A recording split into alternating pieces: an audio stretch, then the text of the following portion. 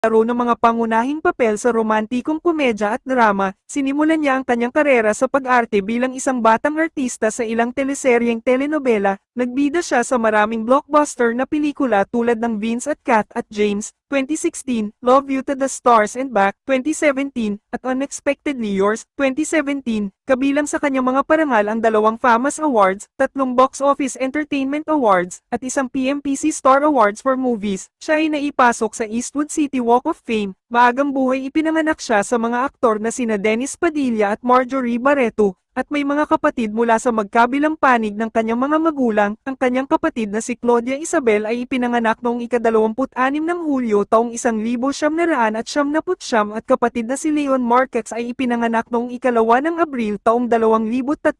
Noong ika-1 ng Agosto taong 2014 si Padilla, na tinulungan ni Attorney Jose Virgilio, J.V. Bautista, na